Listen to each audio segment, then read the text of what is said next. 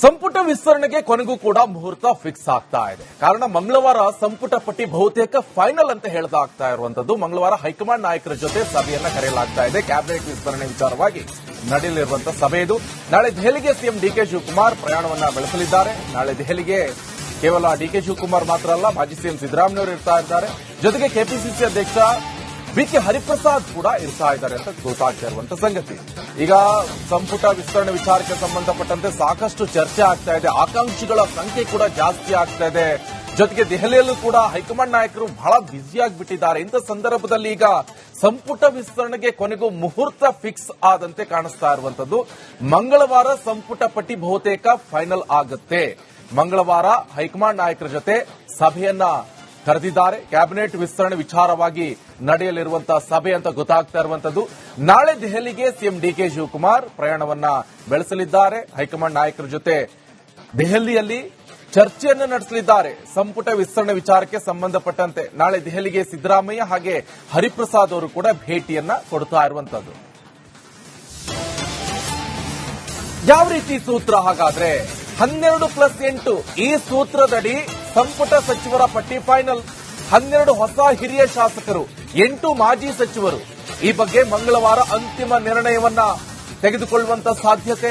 ಬುಧವಾರ ಅಥವಾ ಗುರುವಾರ ಪ್ರಮಾಣ ವಚನವನ್ನ ಮಾಡಲಿದ್ದಾರೆ ಅಂತ ಗೊತ್ತಾಗ್ತಾ ಇದೆ. ನೋಡಿ ಯಾವ ರೀತಿಯಾದಂತಹ ಸೂತ್ರ ಹಾಗಾದ್ರೆ ಅಂತ ನೋಡ್ತಾ ಹೋದಂತ ಸಂದರ್ಭದಲ್ಲಿ 12+8 ಏನಿದು 12+8 ಸೂತ್ರದಡಿ ಅಂತ ಹೇಳಿದ್ರೆ 12 ಹೊಸ ಹಿರಿಯ ಶಾಸಕರು, 8 ಮಾಜಿ ಸಚಿವರು. ಅಂದ್ರೆ ಆಲ್ರೆಡಿ ಇದ್ದಿದ್ರಲ್ಲ ಅವರೆಲ್ಲ ಈಗ ರಿಸೈನ್ ಮಾಡಿ ಶಾಸಕರಾಗಿದ್ರಲ್ಲ, ಅಂದ್ರೆ ಸಿಎಂ ಚೇಂಜ್ ಆದಂತ ಸಂದರ್ಭದಲ್ಲಿ ಅಂತ 8 ಮಾಜಿ ಸಚಿವರಿಗೆ ಮತ್ತೆ ಮಣೆ ಹಾಕುವಂತ ನಿಟ್ಟಿನಲ್ಲಿ ಸಚಿವರಿಗೆ, ಜೊತೆಗೆ 12 ಹೊಸ ಹಿರಿಯ ಶಾಸಕರಿಗೆ ಮಣೆ ಹಾಕ್ತಾರೆ ಅನ್ನುವಂತ ಮೂಲಗಳಿಂದ ಮಾಹಿತಿ ಲಭ್ಯವಾಗ್ತಾ ಇದೆ. ಕಾಂಗ್ರೆಸ್ ಪಾಳ್ಯದಲ್ಲಿ ಸಂಪುಟ ವಿಸ್ತರಣೆ ಸರ್ಕಸ್. ನಾಳೆ ದೆಹಲಿಯಲ್ಲಿ ಹೈ ವೋಲ್ಟೇಜ್ ಸಭೆ ಸಾಧ್ಯತೆ. ಸಚಿವಾಕಾಂಕ್ಷಿಗಳ ಭೇಟಿ ಬೆನ್ನಲ್ಲೇ ತೆರಳಿದ ಖರ್ಗೆ. ಸಂಪುಟ ವಿಸ್ತರಣೆ ಬಗ್ಗೆ ರಾಹುಲ್ ಜೊತೆ ಖರ್ಗೆ ಚರ್ಚೆ ಸಾಧ್ಯತೆ ಇದೆ. ಈಗಾಗಲೇ ನೋಡ್ತಾ ಇದ್ವಿ, ಕಳೆದ ಬಾರಿ ಹೋದಂತ ಸಂದರ್ಭದಲ್ಲಿ ಒಂದು ಪ್ರಪೋಸಲ್ ಅನ್ನು ಇಟ್ಟಿದ್ರು, ಪಟ್ಟಿಯನ್ನ ತೆಗೆದುಕೊಂಡು ಹೋಗಿದ್ರು. 4 ಪಟ್ಟಿ, ಒಂದು ಮಾಜಿ ಸಿಎಂ ಸಿದ್ದರಾಮಯ್ಯವರ ಒಂದು ಪಟ್ಟಿ, ಡಿಕೆ ಶಿವಕುಮಾರ್ ಅವರ ಒಂದು ಪಟ್ಟಿ, ಜೊತೆಗೆ ಬಿಕೆ ಹರಿಪ್ರಸಾದ್ ಅವರದೊಂದು ಪಟ್ಟಿ, ಜೊತೆಗೆ ಎಐಸಿಸಿ ಅಧ್ಯಕ್ಷ ಮಲ್ಲಿಕಾರ್ಜುನ್ ಖರ್ಗೆ. ಇಂಥ ಸಂದರ್ಭದಲ್ಲಿ ರಾಹುಲ್ ಗಾಂಧಿ ಅವರು ಅದನ್ನೆಲ್ಲ ರಿಜೆಕ್ಟ್ ಮಾಡಿದ್ರು. ಹೊಸಬರಿಗೆ ಅವಕಾಶ ಕೊಡೋಣ, ಯಂಗ್ಸ್ಟರ್ಸ್ ಗಳಿಗೆ ಅವಕಾಶ ಕೊಡುವಂತ ನಿಟ್ಟಿನಲ್ಲಿ. ಸೊ ಈಗ ಕಾಂಗ್ರೆಸ್ ಪಾಳ್ಯದಲ್ಲಿ ಸಂಪುಟ ವಿಸ್ತರಣೆ ಸರ್ಕಸ್ ಬಲು ಜೋರಾಗಿ ನಡೀತಾ ಇದೆ. ನಾಳೆ ಈ ನಿಟ್ಟಿನಲ್ಲಿ ದೆಹಲಿಯಲ್ಲಿ ಹೈ ವೋಲ್ಟೇಜ್ ಸಭೆ ಸಾಧ್ಯತೆ ಇದೆ. ಸಚಿವಾಕಾಂಕ್ಷಿಗಳ ಭೇಟಿ ಬೆನ್ನಲ್ಲೇ ತೆರಳಿದ್ದಾರೆ ಮಲ್ಲಿಕಾರ್ಜುನ್ ಖರ್ಗೆ, ಎಐಸಿಸಿ ಅಧ್ಯಕ್ಷರು. ಸಂಪುಟ ವಿಸ್ತರಣೆ ಬಗ್ಗೆ ರಾಹುಲ್ ಗಾಂಧಿ ಅವರ ಜೊತೆ ಖರ್ಗೆ ಚರ್ಚೆ ಮಾಡುವಂತ ಸಾಧ್ಯತೆ ಇರುವಂತದ್ದು. ಒಂದು ಕಡೆಯಲ್ಲಿ ಬಹಳ ಬ್ಯುಸಿ ಇದ್ದಾರೆ. ಸೊ ಯಾಕಂತ ಹೇಳಿದ್ರೆ ಈಗಾಗಲೇ ನೋಡ್ತಾ ಇರಬಹುದು, ಸಂಸತ್ ಅಧಿವೇಶನ, ಮುಂಗಾರು ಅಧಿವೇಶನ, ಈ ಸಿಜೆಪಿ ಪಾರ್ಟಿ ಅದು ಇದು ಅಂತೆಲ್ಲ ಹೇಳ್ಕೊಂಡು ಆಗ್ಲಿಲ್ಲ. ಸೋಮವಾರದಿಂದ ಶುರು ಆಗುತ್ತೆ ಅಂತ ಗೊತ್ತಾಗ್ತಾ ಇರುವಂತ. ಅದ್ರ ಜೊತೆ ಇದೆ ಈ ಬಗ್ಗೆ ಮಾತನಾಡೋರು ನನ್ನ ಕಲೀಗ್ ಬಸವರಾಜ್ ನೇರ ಸಂಪರ್ಕದಲ್ಲಿ ಜಾಯ್ನ್ ಆಗ್ತಿದ್ದಾರೆ. ಬಸವರಾಜ್, ಒಂದ್ ಕಡೆ ದೆಹಲಿಯಲ್ಲಿ ಹೈಕಮಾಂಡ್ ನಾಯಕರು ಅಂದ್ರೆ ಕಾಂಗ್ರೆಸ್ನ ಹೈಕಮಾಂಡ್ರು ಬಹಳ ಬ್ಯುಸಿ ಇದ್ದಾರೆ. ಜೊತೆಗೆ ಈಗ ಸಂಪುಟ ವಿಸ್ತರಣೆ ಸರ್ಕಸ್ ಕೂಡ ನಡೀತಾ ಇದೆ ನಮ್ಮ ರಾಜ್ಯದಲ್ಲಿ. ಈಗ ದೆಹಲಿ ಹೋಗ್ತಾ ಇದ್ದಾರೆ ಅಂತ ಗೊತ್ತಾಗ್ತಾ ಇದೆ. ಸಿಎಂ ಹಾಗೆ ಮಾಜಿ ಸಿಎಂ ಕೆಪಿಸಿಸಿ ಅಧ್ಯಕ್ಷರು ಅಂತ ಏನಾಗಬಹುದು? ಕನ್ಫರ್ಮ್ ಆಗುತ್ತಾ? ಫಿಕ್ಸಾ? ಈ ಬಾರಿ ಖಂಡಿತವಾಗೂ ಆಗ್ಲೇಬೇಕಾಗುತ್ತೆ. ಯಾಕಂದ್ರೆ ಕಳೆದ 2 ಬಾರಿ ವಾಪಸ್ ಹೋಗಿ ಬಂದಿದ್ದಾರೆ. ಈ ಬಾರಿ ಆಗದೆ ಹೋದ್ರೆ ಖಂಡಿತವಾಗಿಯೂ ಒಂದು ರೀತಿಯಲ್ಲಿ ರಾಜ್ಯದ ಜನರು ಕೂಡ ಆಕ್ರೋಶಗೊಳ್ತಾರೆ. ಜೊತೆಗೆ ಕಾಂಗ್ರೆಸ್ ಪಕ್ಷದ ಶಾಸಕರು ಕೂಡ ಆಕ್ರೋಶಗೊಳ್ತಾರೆ. ಈಗಾಗಲೇ ಅಸಮಾಧಾನವನ್ನು ಹೊರ ಹಾಕ್ತಾ ಇದ್ದಾರೆ. ಬಹಿರಂಗವಾಗಿ ಅಲ್ಲ, ಆಂತರಿಕವಾಗಿ ಅಸಮಾಧಾನವನ್ನು ಹೊರ ಹಾಕ್ತಾ ಇದೆ. ಇಷ್ಟೊತ್ತು ವಿಳಂಬ ಆಗಬಾರ್ದಾಗಿತ್ತು. 2 ತಿಂಗಳಾಗಿದೆ. 2 ತಿಂಗಳು ವಿಳಂಬ ಮಾಡುವಂತ ಅವಶ್ಯಕತೆ ಇರಲಿಲ್ಲ ಆನ್ ಗೋಯಿಂಗ್ ಗೌರ್ಮೆಂಟ್ ಇದ್ದಂತ ಸಂದರ್ಭದಲ್ಲಿ. ಪ್ರಗತಿಗೆ ಒಂದಷ್ಟು ಅಡೆತಡೆಗಳಾಗಿರ್ತಕ್ಕಂಥದ್ದು, ಜೊತೆಗೆ ರಾಜ್ಯದಲ್ಲಿ ಬರ ಸೇರಿದಂತೆ ಇನ್ನಷ್ಟು ಸಮಸ್ಯೆಗಳಿರ್ತಕ್ಕಂಥ ಸಂದರ್ಭದಲ್ಲಿ ಪೂರ್ಣ ಪ್ರಮಾಣದ ಕ್ಯಾಬಿನೆಟ್ ಇದ್ದಾಗ ಜನರಿಗೆ ಸ್ಪಂದಿಸೋಕ್ಕಾಗತ್ತೆ. ಈಗ ಸಿಎಂ ಸೇರಿದಂತೆ 13 ಜನ ಸಚಿವರು ಇದ್ದಾರೆ, ಇನ್ನು ಉಳಿದಂತ ಸಚಿವರು ಇಲ್ಲ. ಆ ಖಾತೆಗಳು ಕೂಡ ಒಂದು ರೀತಿಯಲ್ಲಿ ನಿಷ್ಕ್ರಿಯವಾಗಿಬಿಟ್ಟಿದ್ದಾವೆ.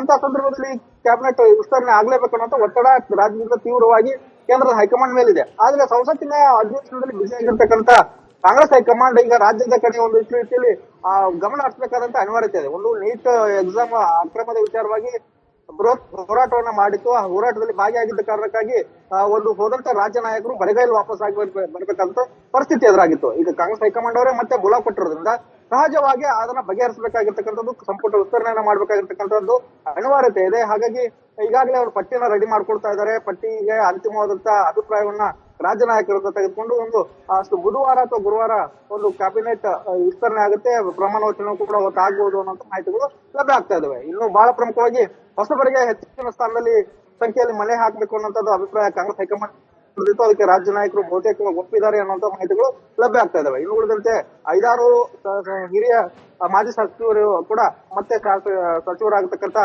ಕಾರ್ಯಕ್ಕೆ ಮುಂದಾಗತಕ್ಕಂಥದ್ದು ಬಹಳ ಪ್ರಮುಖವಾಗಿ ಹೈಕಮಾಂಡ್ ಒಪ್ಪಿಗೆ ಕೂಡ ಕೊಟ್ಟಿದೆ. ಯಾಕಂದ್ರೆ ಕಳೆದ ಒಂದು ಸರ್ಕಾರದಲ್ಲಿ ಉತ್ತಮವಾದಂತಹ ಕೆಲಸವನ್ನ ಮಾಡಿದವರಿಗೆ ಮತ್ತೆ ಅವರನ್ನು ವಾಪಸ್ ತರಬೇಕು ಅಂತದ್ರಲ್ಲಿ ಅವರಿಗೆ ನಾಯಕತ್ವವನ್ನು ಬೆಳೆಸಬೇಕು ಅನ್ನುವಂತ ನಿಟ್ಟಿನಲ್ಲಿ ಈಗಾಗಲೇ ಚರ್ಚೆ ಆಗಿರೋದ್ರಿಂದ ಅವರನ್ನು ಕೂಡ ವಾಪಸ್ ತರುವಂತ ಪ್ರಯತ್ನಗಳು ನಡೆದಿದ್ದಾವೆ. ಅಂತಿಮವಾದಂತಹ ಅಭಿಪ್ರಾಯವನ್ನು ತೆಗೆದುಕೊಂಡು ಕಾಂಗ್ರೆಸ್ ಹೈಕಮಾಂಡ್ ಮಂಗಳವಾರ ಬಹುತೇಕವಾಗಿ ಪಟ್ಟಿಯನ್ನ ಅಖೈರು ಮಾಡುವಂತ ಲೆಕ್ಕಾಚಾರದಲ್ಲಿ ಇದೆ.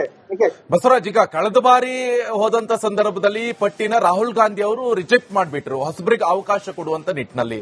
ಈಗ ಹೊಸದೇನಿದು, ಏನ್ ಮಾನದಂಡವನ್ನ ಈಗ ಇಟ್ಕೊಂಡು ಹೋಗ್ತಾ ಇರುವಂತದ್ದು, ಅಂದ್ರೆ ಯಾರಿಗೆ ಕೊಡಬೇಕು, ಅವ್ರ ಮಾನದಂಡ ಯಾವ ರೀತಿಯಾಗಿ ಇರಬೇಕು, ಇದೇನು ಹೊಸ ರೂಲ್ಸ್ 12+8 ಹೊಸ ಸೂತ್ರ ಏನು, ಇದೇನು ಯಾವ ರೀತಿ ಅನ್ವಯ ಆಗುತ್ತೆ?